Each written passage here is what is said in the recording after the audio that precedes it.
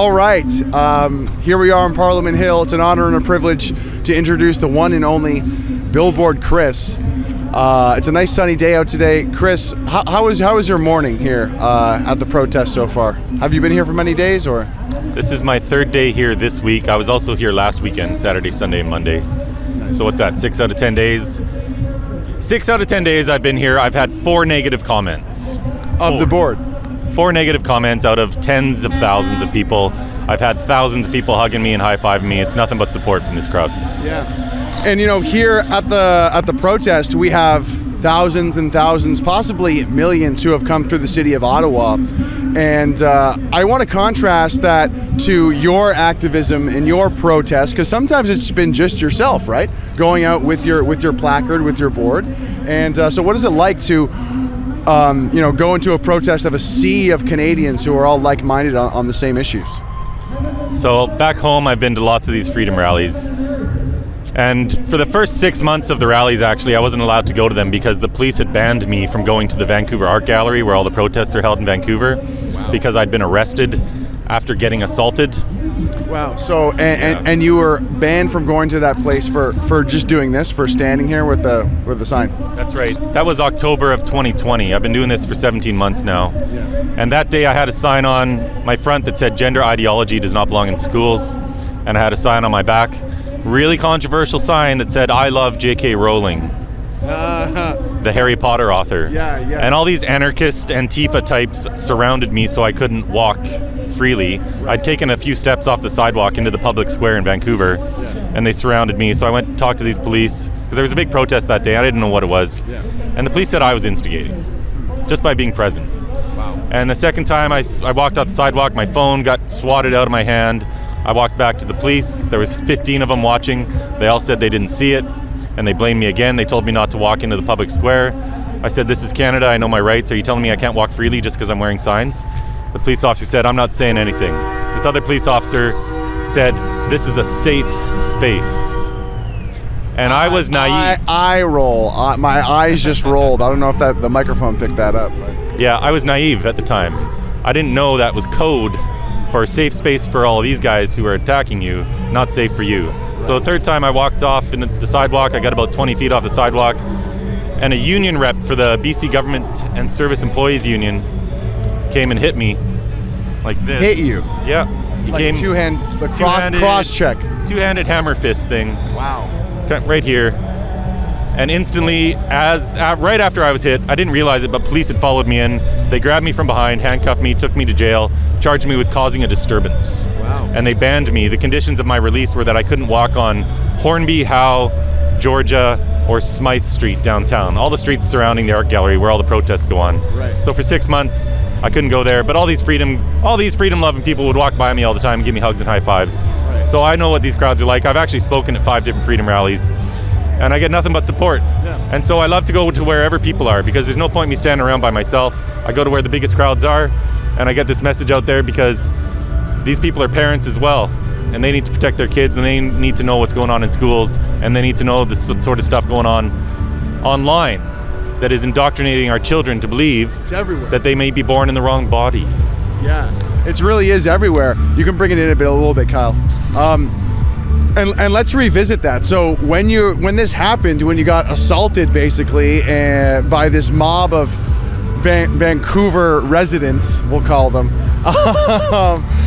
were you wearing this exact placard, or was it "Gender ideology does not belong in schools"? Gender ideology does not belong in schools, and that was enough to make you a victim of violence. I don't want to call you a victim, but that was enough to trigger violence in people, just to say gender ideology does not belong in schools. Is that right? That's the only message that... And I love J.K. Rowling.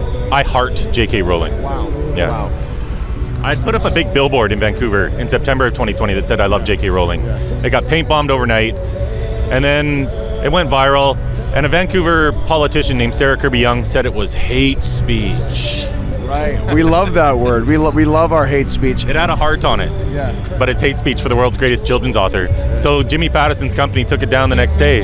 So then I ended up reaching out on Twitter, and I said, if you want to do this in your city, I'll help. Because people are getting fired from their jobs just for stating their belief in biological reality. Yeah. And defending women's rights and all that. So I ended up doing billboards in San Francisco, Portland, Utah, Times Square, all throughout the metro in Washington, Wow. D.C. Okay. And then because I can't put up a sign in Canada, I said, well, let's just put one on my back, because they can't take it off my back. So starting in October of 2020, I started going to busy intersections and going to events, just having one conversation at a time, and then traveling all across Canada. So I've been back and forth across Canada 5 or 6 times. I'm traveling into the States now as well, because it's my belief that one conversation at a time, the hopeless optimist that I am, I believe that we get this message out to enough parents and that word spreads and we end up reaching millions, and eventually we can undo this damage that's being done to kids. Because as you can see, the sign on my back says children cannot consent to puberty blockers, and these are drugs that are being given off-label to kids that stop their bodies from going into puberty. So their bodies don't develop. Girls' breasts don't grow, their hips don't get wider, boys' penises won't grow, their bones don't gain any density. In fact, these kids are losing bone density. A girl in Sweden just suffered spinal fractures and has osteopenia because of these drugs.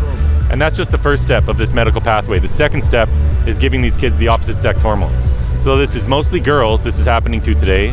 They've never felt this way in their life, but they're getting caught up in a craze when they hit adolescence, and they want to be boys, or they think they are boys, because they're being indoctrinated to believe that stereotypes define what they are. They're also super young when this happens, when all this kind of ideas are put into their head or suggested. Yeah.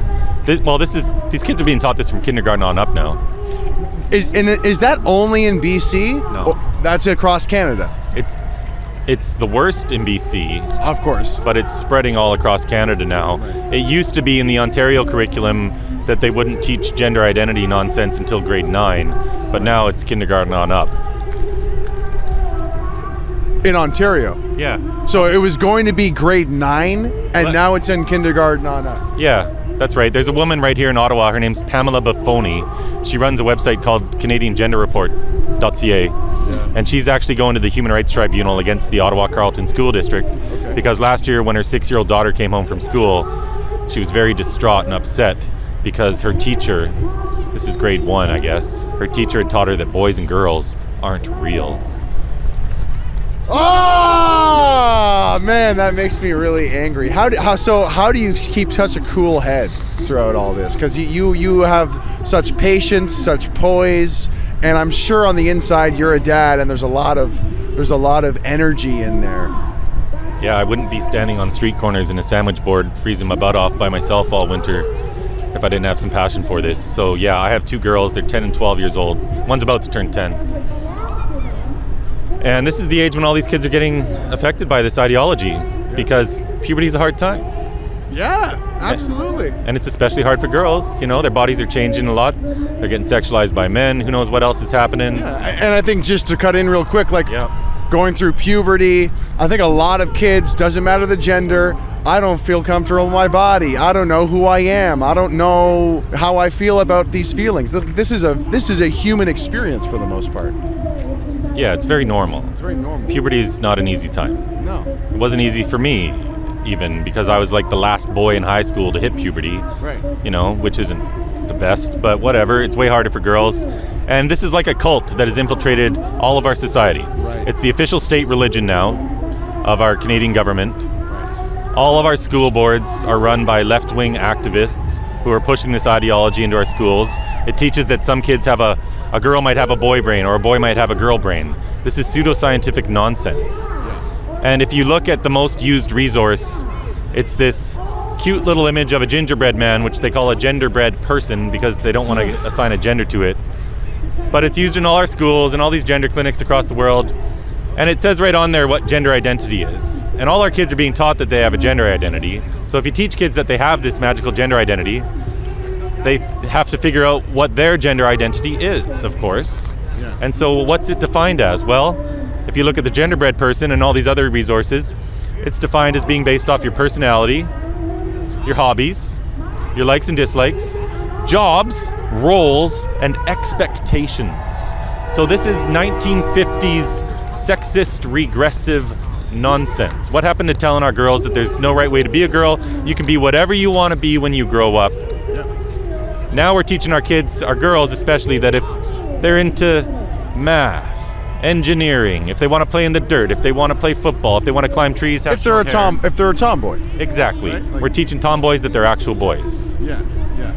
And effeminate young boys that actually you're a girl. That's right. It's crazy. And just to jump in real quick, like, it really feels it's undoing a lot of what like the lesbian and gay kind of human rights movement was about, which is like, hey, a man can be effeminate, a woman can be masculine, and it's okay. And now it seems like this weird transgender cult, for lack of a better term, is kind of undoing that, as you said. Yes, so I actually have tons of supporters from the LGB community. Right. And we need to stop using this term LGBT. Right. Okay. Community. Okay. I haven't heard this before. Let's hear it. It's not a community.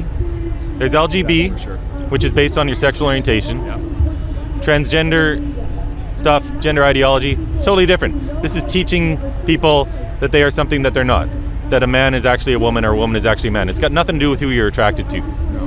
Yeah. And a lot of people who are gay or lesbian, if you talk to them, when they were younger, because they didn't conform to stereotypes associated with their sex, they would have totally fallen for this ideology today.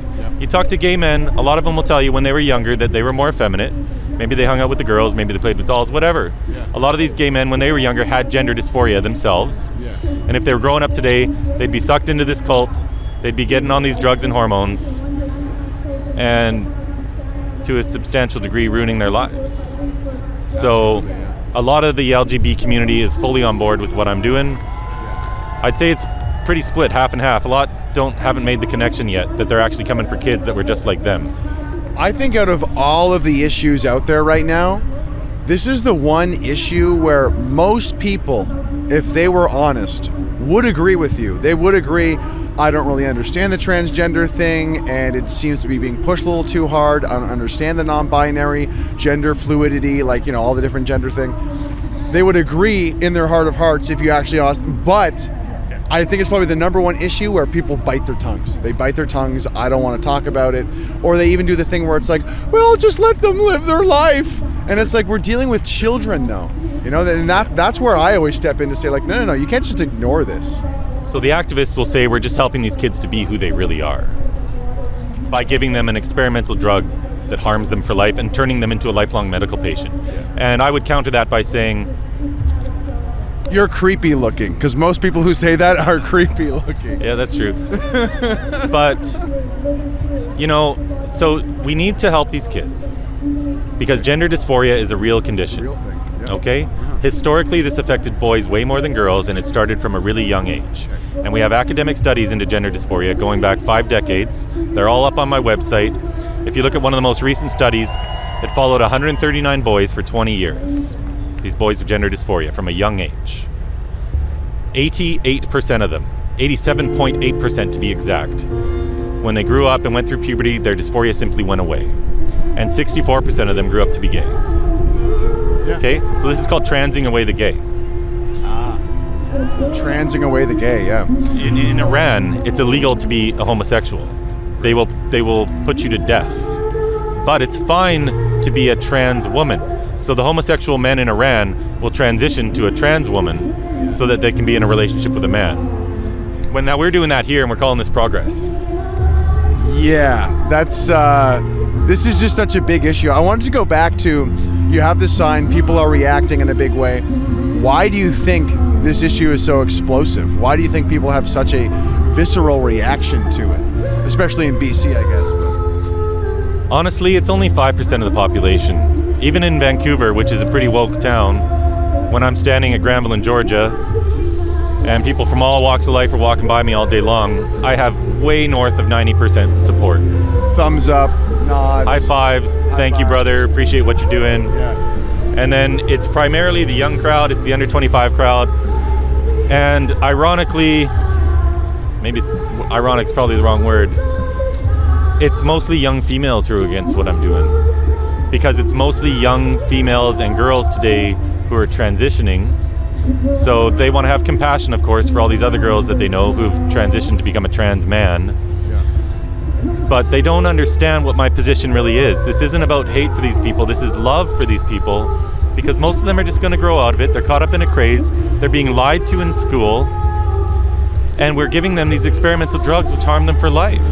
And what these kids should really be getting is talk therapy, and we should be practicing watchful waiting, because most of them are just going to grow out of it. Yeah. I think it's really fair to have the stance of we should really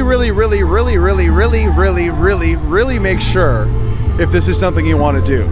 And before that, I really think it's, I feel like the way sexuality has been almost like pitched and sold to kids, we say it's woke, all like Soji, for example. It's like, oh, we're going to teach kindergartners or grade 1 about how you can have 2 daddies or 2 mommies. And they try to sell it like it's just that. But it's a little bit more than that. It's putting these ideas into a young kid's brain of, hey, because, back in the day, I used to do a stand-up bit about this, but it was like, back in the day, Timmy, do you want to be a police officer? Do you want to be an astronaut? Do you want to be a hockey player? And now it's like, hey, Timmy, you might be a girl. Do you ever think about that? Yeah. But like, growing up, I thought I was going to be an NHL player for sure. I was obsessed with that idea. You look like one. Thank you. Big, strong guy. Thank you. I still like to believe that maybe there's hope still, even though I'm 32 and I have a gut. Anyway, but yeah, I feel like these people who are like, oh, it's how you feel. It's how you feel.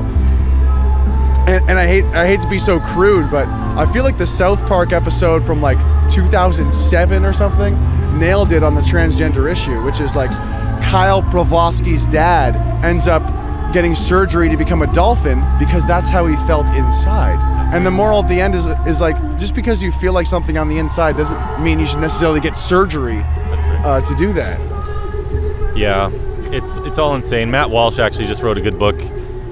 It's about a kid who identifies as a walrus, and everyone just goes along with it. Right. Now, obviously, that's wrong. Yeah. And we don't let people identify as being, like, you couldn't identify as a black person. That would obviously be wrong.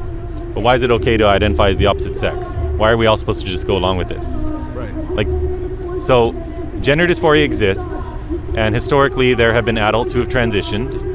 And honestly, if they're having so much distress about their gender, I don't like the word gender, we should just use the word sex. Gender just really relates to stereotypes associated with sex. If people have so much distress about their sex and they want to transition as an adult, go for it. We just want everyone to live a happy and fulfilling life. What we're talking about is about kids. Yes. And I haven't touched on this yet, but virtually 100% of these children today who are transitioning have comorbidities going on.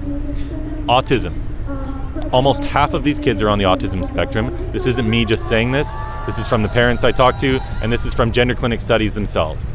A lot of these kids have ADHD, depression, anxiety. For a lot of these girls, there's been sexual abuse and trauma. Wow. I just tweeted something a couple days ago. It's this young woman who transitioned, and so she got her breasts cut off, her uterus was removed, her ovaries were removed, so she can't even produce estrogen now.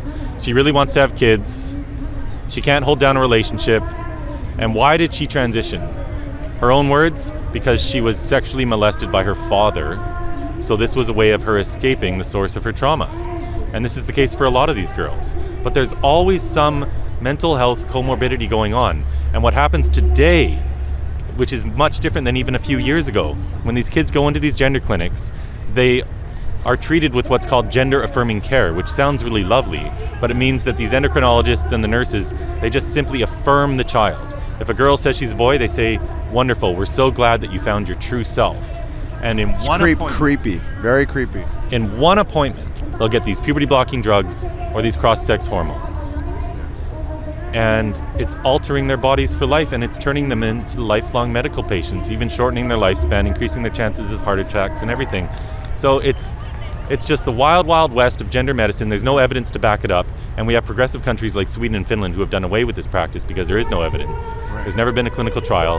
This drug's never been approved for this purpose. Yeah. So what the heck are we doing? Yeah. And it is difficult to talk about this topic properly because, this is a conversation where you need to kind of be firm with saying, men are men, women are women, trans women are trans women, trans men are trans men, But aside from that, you need compassion as well, right? Because there is a lot of the time there is a mental illness involved, and I would kind of scoop in as well transgender as well, body dysmorphia, but along with non-binary, the non-binary. Because I actually talked to a doctor the one time at a clinic, and he talked about how there is a strong correlation when it comes to people who identify as non-binary with different personality disorders. So like attention-seeking disorder and borderline personality disorder. So, well, it's a way to be special and different. And what's happening in our high schools today, you get half the kids saying that they're LGBT of some sort. Half? Yes, I've talked to high school students. I went to this school down near the beaches area. I stood on this street corner by this school where a 12-year-old had recorded the teacher giving a lesson on gender identity with the phone, with his phone. Okay. The father leaked this audio to me, so I leaked it out, and it went a bit viral. But they're teaching kids that there's more than two sexes, and they're lying to our children and indoctrinating them. And this isn't a fringe issue anymore. This isn't one or two kids here or there. You get high schools where 7 to 10% of the kids say they're transgender, and it's the most vulnerable kids who end up in these gender clinics being harmed. It's foster kids, it's a lot of indigenous kids, it's kids with trauma and abuse, and who knows what's going on. There could be 100 reasons this child is presenting with rapid onset gender dysphoria. And we need to be looking into these underlying reasons and helping these kids, not just medicalizing them straight away. But yes, half the kids now have some different identity, because it's not cool just to be heteronormative anymore. All these kids are exploring some different identity because they get celebrated when it happens and they get attention. So if you get kids who are struggling with whatever, and then they come out as whatever identity, it gets celebrated. And what's really happening also, which we haven't touched on, is parental rights are being completely taken away. Right. You get schools where a kid can come out as transgender, they'll change their name at school, they'll change their pronouns at school, and it's the policy. It's the policy in the BC Teachers Federation, it's the policy in all these different Ontario school districts, not to tell the parents that their own child has a new name at school and new pronouns, unless the child consents to it. So the entire school and all the teachers will know, but they're hiding this from the parents. This is a very disturbing trend. Did you hear about in Quebec recently? There's legislature that they're pushing forward that essentially the state has the rights to the child. It's to protect them from abuse, but they're trying to scoop in the vaccine stuff. So if you don't get your kid vaccinated, they're at risk, and now the state can take your kids away.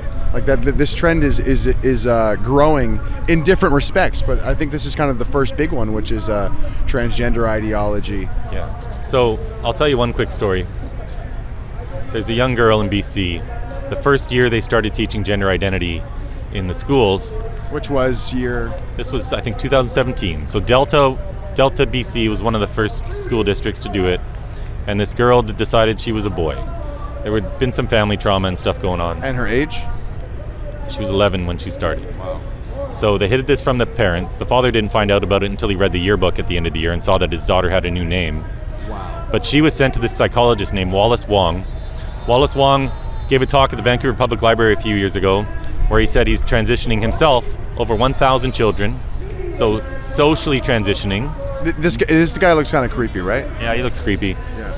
And his youngest patient, he says, is 2 years and 9 months old. So how do you socially transition a kid in diapers? That's a bit insane. So they can't walk, but they're going to know what gender they are, and that they want to switch their gender or their sex. Yeah, I think they can walk at that age, but Anyway, this is all nuts. So he's transitioning over 1,000 kids, and these are his own words, and we have a transcript of this, including over 500 kids in the foster system. So half of the kids in Canada who are in the foster system, 52% of them to be exact, are Indigenous. Anyway, he sent this girl to the BC Children's Hospital, and at the age of 13, she signed a consent form to go on testosterone at BC Children's Hospital. The father wouldn't sign it. So the endocrinologist sent him a letter citing the Infants Act in BC.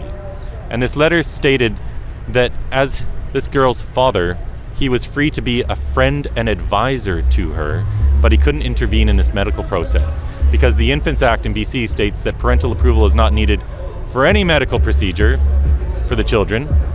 All that's needed is the doctor thinks it's necessary and the doctor thinks the kid can understand. So this father was powerless to stop the sterilization of his own child. So he started speaking out, A judge gave him a gag order not to speak out against this. He kept speaking out anyway. Good for him. He's trying to protect his girl and other kids. And because he violated the gag order, the judge last year threw him in jail for 6 months. Wow. I remember hearing this story, but just hearing it again is just totally gut-wrenching. Essentially, and I guess this kind of sets a precedent, doesn't it? Like the case of this individual with his daughter. Am I even legally allowed to say daughter? Like it's crazy where we're at here. Yeah, I guess it sets a precedent, but it's the policy of the Ministry of Children and Families now that if you're not immediately affirming your child's name change and new pronouns, if you're not immediately affirming their new identity, they consider it abuse. There's a mom that I talked to in Victoria who on the first day of school last year, so this was first day of school, September 2020, they just moved to Victoria. This girl has since been diagnosed with ADHD and depression. Her parents had split up, so she was having a traumatic time in life. Right. And she developed really early too, which is hard for girls. She had D cups at the age of 10 and a half, so that's hard. But the first day of school, the teacher asked her for her preferred name and pronouns, and the girl decided to be a boy right then and there. She was sent to the counselor in the school, and the school counselor was coaching this girl on how to get binders, which are these really tight compression garments, which even cause tissue damage to your breasts. And this counselor was coaching her how to get these binders without her mom knowing. And so anyway, the girl ended up getting outside counseling. Let's repeat that. Coaching a young person how to do the binders without her mom knowing. A school counselor was doing this, yes. So long story short, this girl ended up getting outside counseling, and she was doing a lot better. Okay. And at the end of the school year, so June of 2021, the school counselor asked the girl how her counseling was going, her outside counseling. And she wasn't getting it anymore because she was doing fine. Well, the school counselor saw this as a red flag and contacted the Ministry of Children and Families. They phoned the mom, the social worker phoned the mom, and they had to be interviewed. So the social workers came in to interview the girl separately, interview the mom on her own, interview the dad on her own. And the social worker told the mom that if she wasn't immediately affirming the name change of pronouns, that they considered it abuse. And you can lose your child. This sounds so predatory. The way in which school counselors are like seeking out, oh, they haven't transitioned yet, something must be wrong. You know, it's so weird. You can't be a school counselor unless you're down with this ideology. Wow. Well, that's not a fact, but that's just a trend you're seeing, in your opinion. I think it's a fact. It's a fact? Okay. Yeah. Definitely in BC, definitely in Delta BC. Well, throughout BC. Yeah. All these counselors are into this ideology because if they're not, then they're going to get fired. Yeah. Okay? So let's switch the topic a little bit.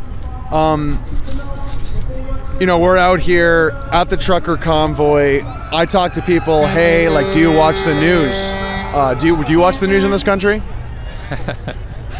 Sometimes for a laugh, maybe, but yeah. CBC and CTV and Global, our three main media sources, just lie through their teeth constantly. You can't believe a thing they say. Yeah. And obviously, they're not covering the convoy at all properly. It's a moment of national unity, and they're not even covering that. Canadians helping one another. It's a beautiful thing, and they're not even covering it. How does this apply? This dishonesty. How does this dishonesty apply to gender ideology and all the things you just told me? I'm sure it's misrepresented, but how bad is it? Would you say it's even worse? Yeah. If you Google my name, you'll find all sorts of articles that are just full of lies and. They just you're the worst, you're a Nazi, I'm a terrible Hitler. bigot, all that stuff, you know. And in fact, I came here, that's a beautiful sound.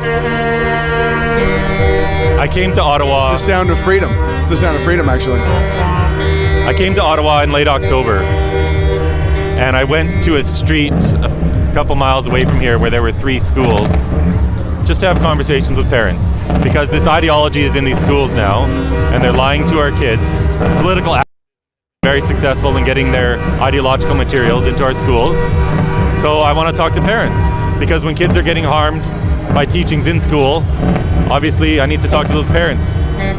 So I went there, and Catherine McKinney, who's an Ottawa City Councillor, helped organize this counter-protest against me, and 200 university students came out, completely mobbed me. All the media were there. I got punched in the head a few times. I got painted on. My car got keyed. My signs got destroyed. All the police just watched. There were a dozen police officers there. They just watched and did nothing. And all the media picked this up. It was front page stories in the Ottawa Citizen, the Ottawa Sun. I'd just been down in Toronto earlier in the week, making some noise there. It was all over the radio. So I reached millions on that trip. But all they did was report that I was some terrible transphobe. And I actually talked on camera with CBC for 18 minutes. I talked on camera with CTV for about 15 minutes. And they used none of it. Next to none of it. They used not one single second of it. Because of course, all they were doing was trying to find some hateful comment. Because they'd already written their story. And they were just looking for a quote from me to verify it. But because nothing I said came from a place of hate, and they realized it was all from a place of love, and I'm talking about the medical abuse happening to these kids, they didn't air any of it. So that's all they do. But that's okay, because people see those reports. A lot of people know that they just report fake news all the time. They end up Googling me or reaching out to me through Twitter. Please follow me on Twitter at Billboard Chris. Go to my website, billboardchris.com. But a lot of people ended up reaching out to me, and even a lot of high school students ended up reaching out to me saying, thanks, Chris, for what you're doing. You've opened a lot of eyes. And so, hey, I'm just going to keep doing it. If I have to play the role of villain, if that's how they're going to paint me for years to come, that's totally fine with me. I'll play whatever role I need to, because I'm not going to stop. I'm going to be doing this for years and years, because there's no better way that I can spend my days. Good for you, man. I really identify with that, playing the role of villain, because I joined politics in 2019, been called all these names, not nearly as bad as you, my friend. How many times have you been beaten up anyway?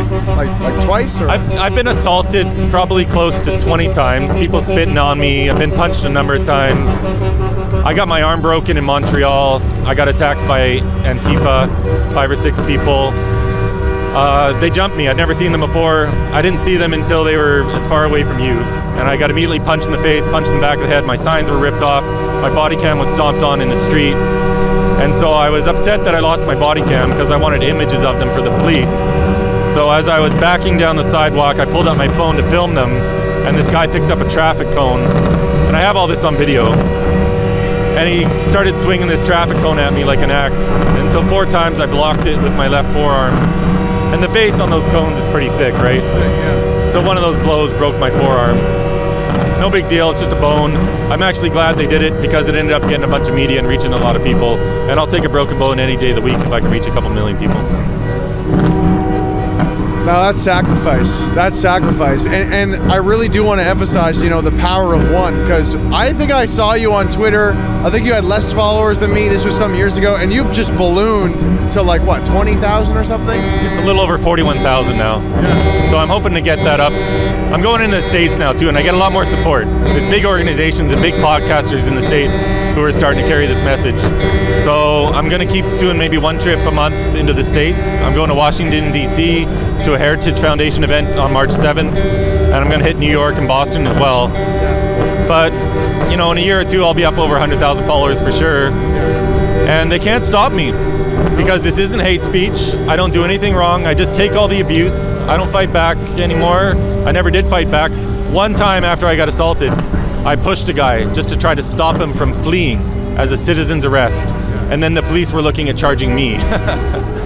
But nothing came of that, of course, and he admitted on camera to coming at me from behind and punching me in the head. But I'm never going to touch anyone. I'm just going to take the abuse like Gandhi and be as peaceful as I can and just keep telling the truth, because there's nothing more important than our kids, and we have to put an end to this very destructive ideology. Absolutely. And do you guys have time for a couple more questions? Yeah. Because this is such a big topic, right? That's what I'm here for. Yeah. So let's get a little bit political. Honest answer, do you think of yourself as a conservative? Small C or big C? Well, just like, generically, yeah. How does that word or label make you feel? I don't know. Honestly, I'm like a classic liberal. Sure. For me, in this day and age, I would say I'm apolitical, because it comes down to each individual issue.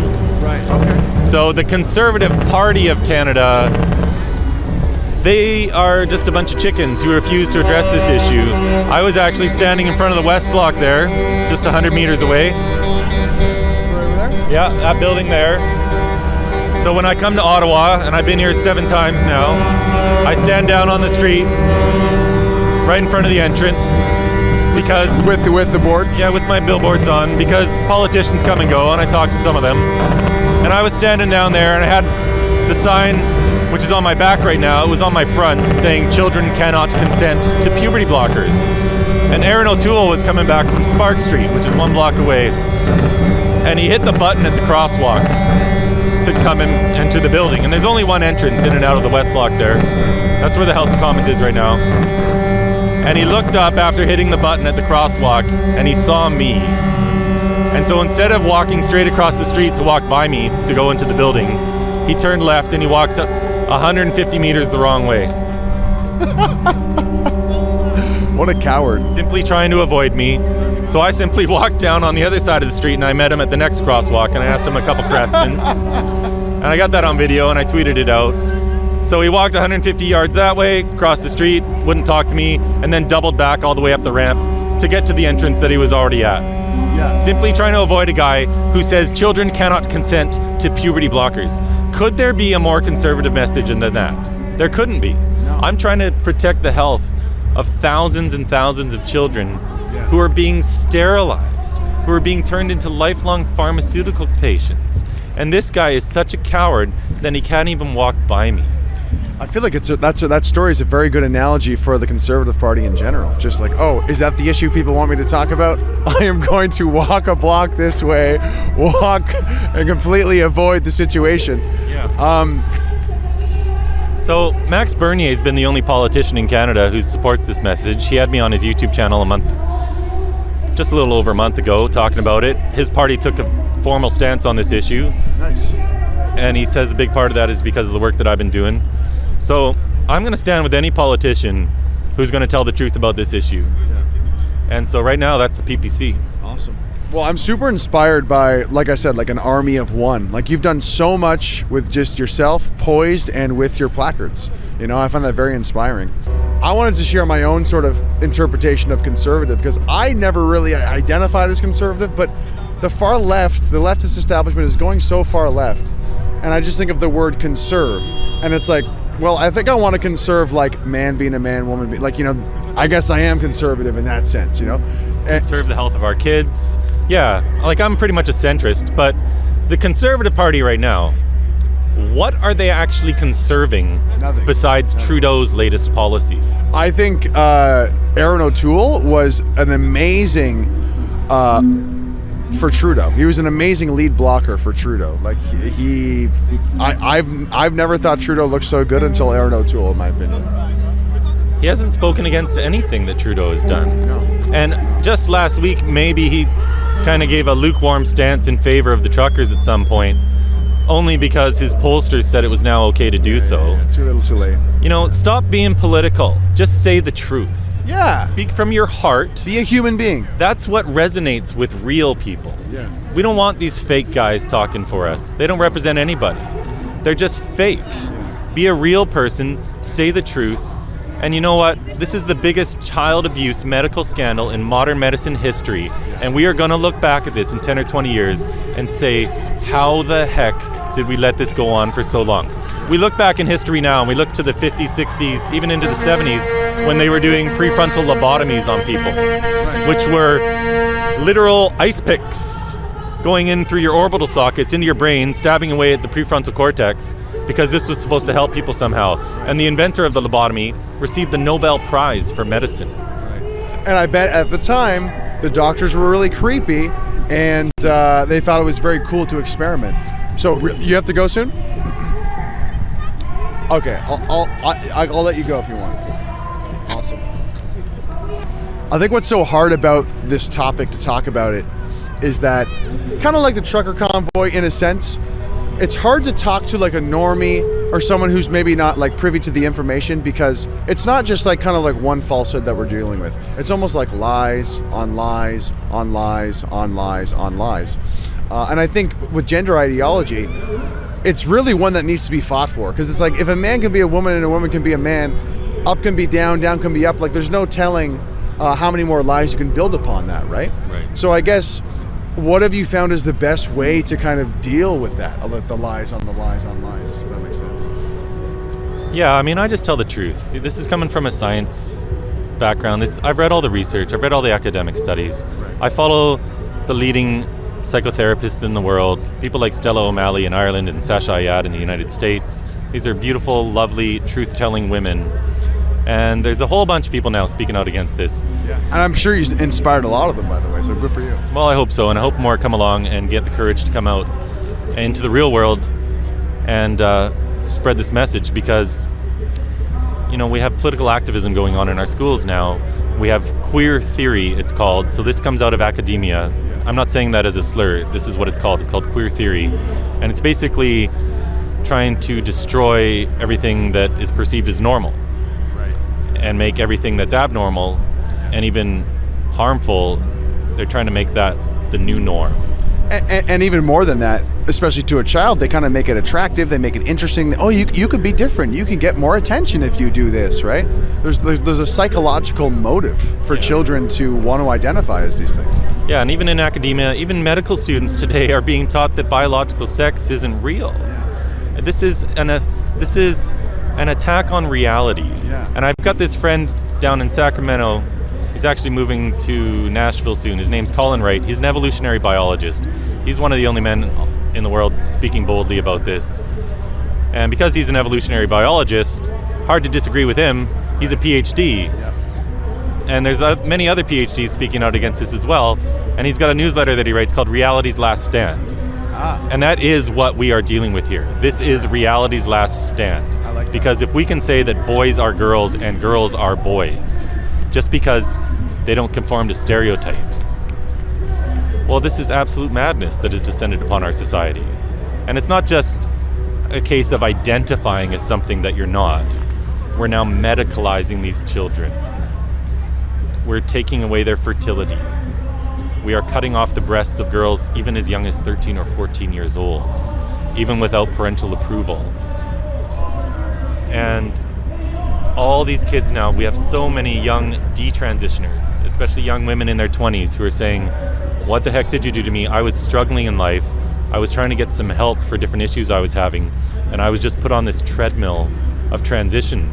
Because these doctors now, these endocrinologists, these gender consultants, they treat it as though gender is the source of all these other problems. Wow. Instead of addressing the depression and the anxiety and the body dysmorphia, they just say, oh, well, if we change the kid's gender, that'll fix all these other issues. And it's a lie. And it's such a perversion of so many things. I'm just going to change the angle here a bit. I wanted to ask you about a little bit of history when it comes to the word gender. I'm curious if you know of its origin. I do. So the man who coined the term gender, his name is John Money. Right. And he was... a mad scientist. Oh, sorry. Yeah, he was a mad scientist. So that word was coined in the 50s. The word gender identity was actually coined by a man named Robert Stoller in the 60s. And let's just pause there for a moment. The word gender, if you have like a 95-year-old grandmother, she is older than the word gender? Is that right? That's right. Yeah, that's kind of... We never should have created this word, and we'd never have all these problems that we're having today. But John Money did this experiment on a couple twin boys, actually from Winnipeg. Oh. So this was in the 60s, I believe this started.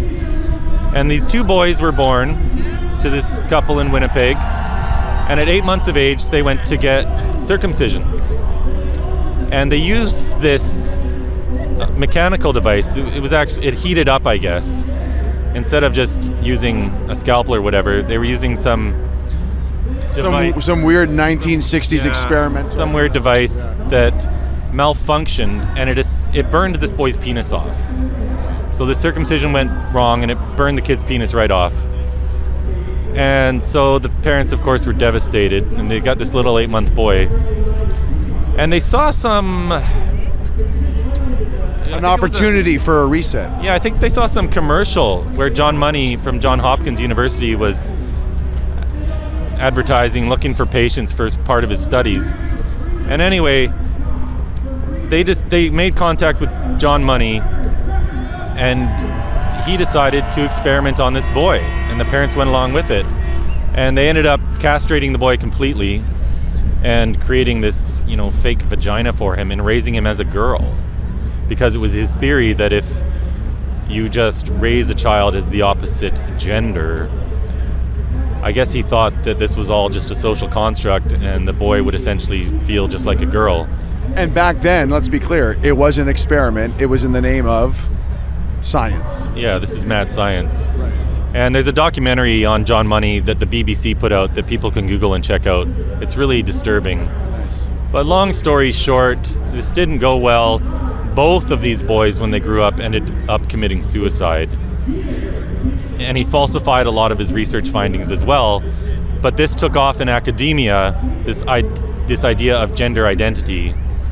And ever since then, it's just been growing and growing. Right. So this used to be called gender identity disorder until 2013, when the DSM-5 came out, the Diagnostic and Statistical Manual that psychologists and psychiatrists use. They changed the term from gender identity disorder to gender dysphoria. And this has continued to evolve, where today they aren't treating this even really as a mental illness now. They are basically saying that every single person has a gender identity, and it may or may not conform with your biological sex. Now it's not a disorder, it's a personality trait. That's right. Apparently it's we a all club. have this. Yeah. And so, man, we got a big job ahead of us, because hundreds of millions of dollars are pouring into this. All these LGBT organizations that used to fight for gay rights, which they should have, and they won those gay rights, and that's great. Yeah. All that money now goes to the T, almost exclusively. So hundreds of millions of dollars, tons of activist organizations pushing these false materials into our schools. This stuff's all over social media. And if I could give one message to parents watching this at home, you got to have these talks with your kids before they get on social media. But kids need to stay the heck off of social media, because it is dangerous for these children.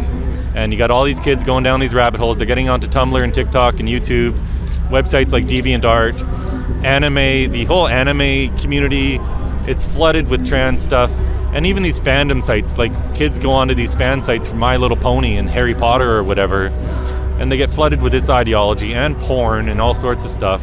And the pornification of our culture is another problem too. A lot of these girls are just trying to escape being a girl because they see all this porn and stuff, and it just looks like, who wants to be a girl when this is what you think, is kind of represented? But It's a big. I think there's a big overlap there. Like one leads into the other, I think. for sure. And I've talked to a lot of detransitioners and these young women who've said that just the revolting nature of this pornification of our society kind of led them down this path.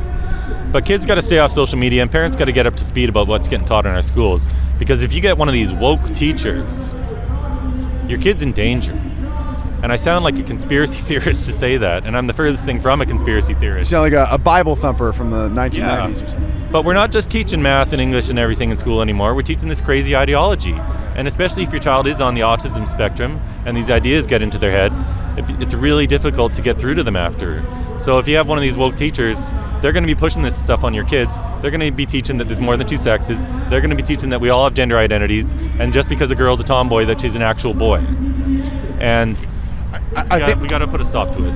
I think that is something that is not talked about enough, which is how almost like intoxicating the idea is to like young people, or just to like somebody with a susceptible mind to like suggestions like that. Like it's almost like like to borrow a phrase from Gad Sad, it's almost like this parasite in your mind of like, oh, maybe I am a girl, maybe I am a boy, and then you just start to think, like, who knows? Like, I doubt people have even done research on. I would love. Do you know if there's anyone who's done research on the science of suggestion when it comes to like human sexuality? Because they say, oh, it's not your choice. Oh no, it's how you feel. And it's like, well, if you sat a kid in front of porn at age 6. How would that? Are you saying that it has nothing to do with it? Yeah.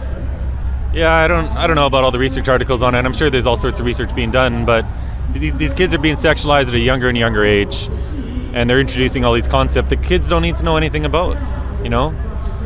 But yeah, it's that is like a huge point, I think, because I've made a TikTok in the past where I upset the the LGBTQ plus community, and one of them was LGBTQ youth and trans youth are pedophile dog whistles.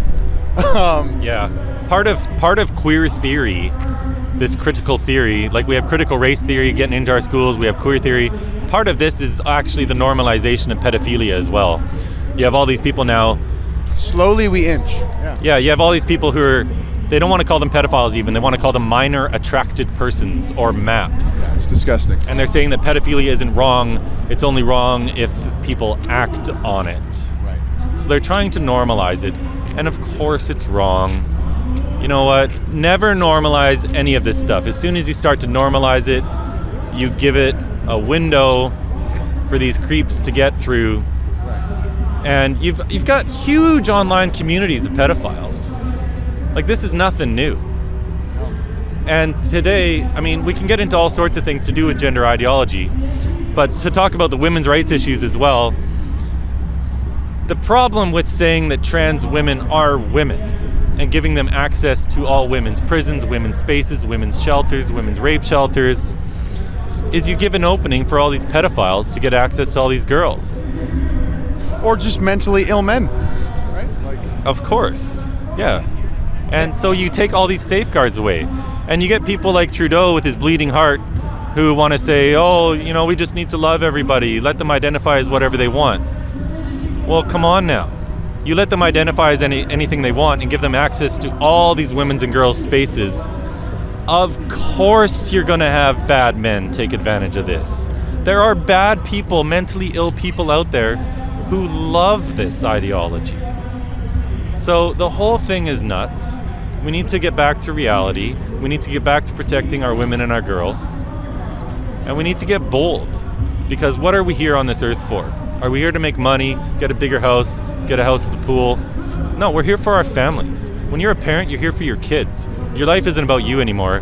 It's about your kids. It's about giving them a good life. And this is all part of a bigger picture too, because we have this radical leftist ideology in all sorts of respects creeping into our society. We have Marxism creeping into our society. And so yeah, this really impacted me. I see this like a cult creeping into our society. I have some cult experience myself, I won't get into that. But I know how vulnerable kids are to manipulation, and I decided to take a stand because the only thing I'm here on this planet for is my girls. And I don't want to leave them a world where all this crazy stuff is in existence. So this is all part of fighting a bigger thing, but this is the most toxic issue there is. And so if we can beat back this one, we can start making inroads into some other things as well. Absolutely. Leave the world better than you left it. And ever since joining politics with all the kind of climate change hysteria, dishonesty, I've always felt like right now in this political climate, we're almost like on the precipice. And it's like, if we don't fight back against what just seems to be straight up anti-intellectual, like we're on the edge of a chasm, you know, just going down the, falling into this abyss of like where science isn't real anymore, or like there is no up or down, logic is just like destroyed. Yeah. Even like the trucker convoy and all the COVID stuff going on. Look, there's a virus, and it's on its third major strain, I guess now, third or fourth, Omicron. It's much less lethal than it was. And yes, we need to protect the most vulnerable people in our society. We need to protect our seniors, and we all get that. But with this too, they're rejecting science. And it's political activism. Trudeau is doing what he thinks is politically expedient for him. He's not listening to the science. And lockdowns don't work. Masks don't do anything. We've masking all these kids in school. We've got all these kids in kindergarten, grade 1, grade 2, who haven't seen their teacher's face. Their brains are exploding with growth right now. We have no idea psychologically what these formative years of all this masking of children and this scary stuff going on. We'll find out eventually. We don't know what it's doing to all these kids. And you look at our young adults, it's affecting them psychologically, big time. And who's protecting them? Who's protecting them? The death rates of kids, it's virtually 0.00. There's only a handful of children with the more severe strain of COVID who have died from this, and they all had comorbidities going on. So it's just not following science. We got to get back to science and truth. And we have all these other countries dropping these restrictions. But it's taken the truckers, these beautiful truckers, to get on board and finally take a stand. And they're very firm, they're very resolute, they're not going anywhere. And I hope they stick around for a long time, and I think they are. So I'm proud of them. They all support this message as well because they're critical thinkers. And I'm out here talking to them because they all have kids as well, and they don't know about this issue, and they need to know about this issue because long after COVID is gone, gender ideology is going to be a huge problem. So hopefully when all this protesting is done, some of these people get on board with what I'm doing and take to the streets with me. So my message for anyone watching this at home, if I come to a city near you, please come and stand with me because we need to get more numbers out there because the numbers are on our side and we got to stop being afraid because they can't cancel all of us. That's right. That's right. One last question for you, Chris. Yeah. You've been speaking out for a while now, so you know kind of how to have that courage. Does it continue to be hard? And kind of like how would you encourage people watching to like find their strength, as it were, to really stand up, have their voices heard, and fight against this insanity? So on these issues that I'm speaking about, honestly, the main thing they need to do, they need to get up to speed. So go to my website, billboardchris.com, or check out a website, transgendertrend.com, or there's another one called statsforgender.org, which they have a whole bunch of beautiful articles. My website's pretty basic, but just get up to speed. And please, if you're a parent, you've got to have a conversation with your kid's teacher. And you've got to tell them that you are not okay with your children being fed this pseudoscientific nonsense. Because a lot of teachers are teaching this, or they're reading this book, I Am Jazz, or whatever, but the teachers don't even really understand it. And they don't understand the ramifications. They don't understand the consequences of what happens when you teach that some children might be born in the wrong body.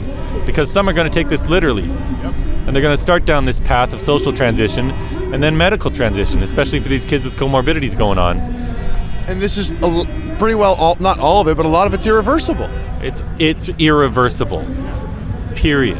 There's a great book by Abigail Schreier called Irreversible Damage, The Transgender Craze Seducing Our Daughters. So people should buy that book and just get informed and have conversations with your family, your friends, and your coworkers, because that's how we're going to do this. It's a grassroots movement of one conversation at a time, people getting up to speed. And once we get 2 or 3% of the population fully up to speed and we get enough outrage out there, I think parents can start to take control of this conversation again. And we need people running for school boards as well. Yeah. We really need that happening. It really is up to us, folks. CBC, the Fifth Estate, is not going to cover this. Yeah. But I'm going to keep traveling around, and I've quit my job. I'm doing this full time. So if people can donate, that'd be really helpful. I'm not here trying to grift, but it costs me thousands of dollars, and I'm out 6 figures since I started this. So if people do want to donate, that'd be wonderful. They can click on a donate button on my website, billboardchris.com. But really, I just want people to have conversations.